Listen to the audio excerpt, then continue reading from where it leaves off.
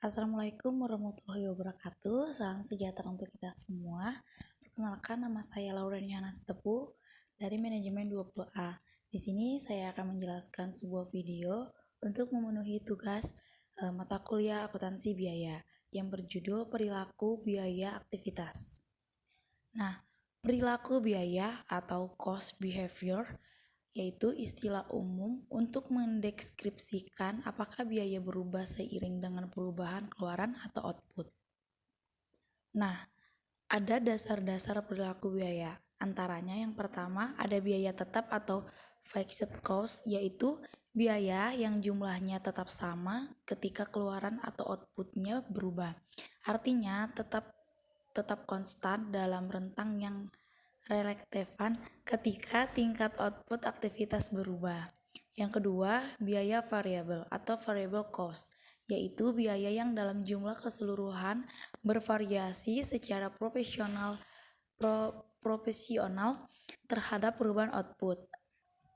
Yang ketiga, yaitu biaya campuran atau mixed cost, yaitu biaya yang memiliki komponen tetap dan variabel. Oke, yang selanjutnya yaitu klasifikasi biaya sesuai dengan perilaku. Yang pertama ada batasan waktu. Menurut ilmu ekonomi, dalam jangka panjang atau long run, semua biaya adalah variabel. Dalam jangka pendek atau short run, paling tidak satu biaya adalah tetap. Nah, yang kedua adalah sumber daya dan ukuran keluaran, yaitu setiap aktivitas memerlukan sumber daya untuk menyelesaikan tugas yang harus dilakukan. Nah, sumber daya dapat meliputi bahan baku, energi dan atau bahan bakar, tenaga kerja dan modal. Masukan-masukan ini digabungkan untuk memproduksi suatu keluaran. Yang selanjutnya model perilaku biaya. Masukan berupa bahan baku, energi, tenaga kerja, dan modal digabungkan untuk memproduksi suatu keluaran.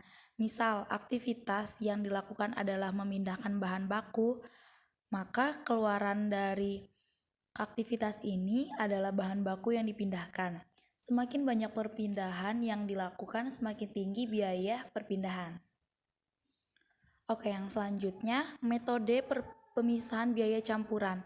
Yang pertama ada metode tinggi rendah atau high-low method, yaitu suatu metode untuk menentukan persamaan suatu garis lurus dengan terlebih dahulu memilih dua titik atau titik tinggi dan rendah yang akan digunakan untuk menghitung parameter perpotongan dan kemiringan. Titik tinggi didefinisikan sebagai tinggi dengan tingkat keluaran atau aktivitas tertinggi. Titik rendah didefinisikan sebagai titik dengan tingkat keluaran atau aktivitas terendah. Biaya variabel atau per unit sama dengan perubahan biaya atau perubahan keluaran. Biaya variabel per unit sama dengan biaya tinggi dikurang biaya rendah atau keluaran tinggi dikurang keluaran rendah. Dan biaya tetap sama dengan jumlah titik tinggi dikurang atau biaya variabel per unit dikali keluaran tinggi. Terus biaya tetap sama dengan jumlah biaya titik rendah dikurang atau biaya variabel per unit dikali keluaran rendah. Baik, di sini saya akan menjelaskan sebuah contoh, yaitu perusahaan Larson titik tinggi adalah 500 jam, penyetelan dengan biaya sebesar 3.750 atau 500,370. Titik rendah adalah 100 jam, penyetelan dengan biaya sebesar 1.000 atau 100,1000 jika waktu penataan diketahui 350 jam, maka yang pertama biaya variabel per unit sama dengan dalam kurung 3.750 dikurang 1.000 atau 500 dikurang 100 sama dengan 2.750 per 400 sama dengan 6,875. Yang kedua ada biaya tetap sama dengan 3.750 kurang 6.875 dikali 100 sama dengan 312,5. Nah, yang terakhir adalah total biaya sama dengan 312 per 5,5 ditambah 6,875 dikali 350 sama dengan 312,5 ditambah 2.406,25 sama dengan 2.718,75 unit. Nah, yang kedua ada metode Scatter-Plot. Metode Scatter-Plot adalah suatu metode penentuan persamaan suatu garis dengan menggambarkan data dalam suatu grafik. Nah, langkah pertama dalam penerapan metode Scatter-Plot adalah menggambarkan titik-titik data sehingga hubungan antara biaya penyetelan dan tingkat aktivitas dapat terlihat. Nah, keunggulan signifikan dari metode Scatter-Plot adalah memungkinkan kita untuk melihat data secara visual. Nah, kelemahannya untuk metode Scatter-Plot adalah tidak ada kriteria objektif untuk memiliki garis terbaik. Nah, yang ketiga, metode kuadrat terkecil. Yang ketiga ada metode kuadrat terkecil atau the least squared of method. Metode kuadrat terkecil menguadratkan setiap deviasi dan menjumlahkan deviasi yang dikuadratkan tersebut sebagai ukuran kedekatan keseluruhan. Penguadratan deviasi ini menghindari masalah yang disebabkan oleh bauran angka positif dan negatif. Pada dasarnya, perbandingan ukuran kedekatan dapat menghasilkan suatu pemeringkatan semua garis dari yang terbaik sampai yang terburuk.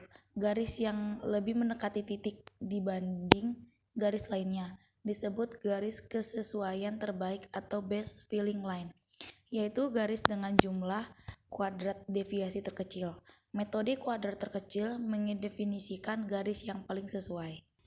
Nah, yang keempat ada penggunaan program regresi. Program regresi Spreadsheet menyediakan lebih dari sekedar perkiraan koefisien.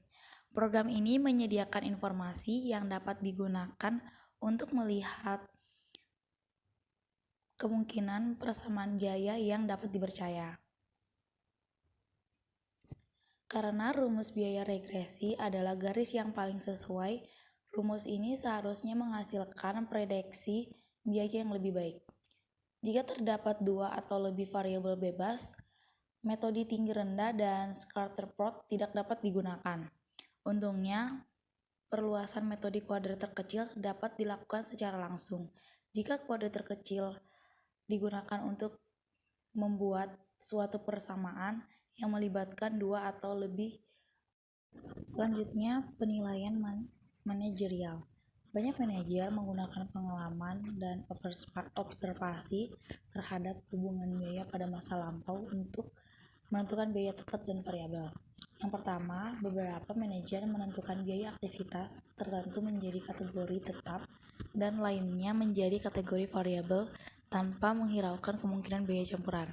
Yang kedua, manajemen mendefinisikan biaya campuran dan membagi biaya tersebut ke dalam komponen tetap dan variabel. Yang ketiga, manajemen menggunakan pengalaman dan pertimbangan mereka untuk memperbaiki estimasi statistik. Baik, cukup sekian untuk penyampaian video ya untuk kali ini. Mohon maaf jika ada kesalahan baik tutur kata atau perbuatan. Terima kasih.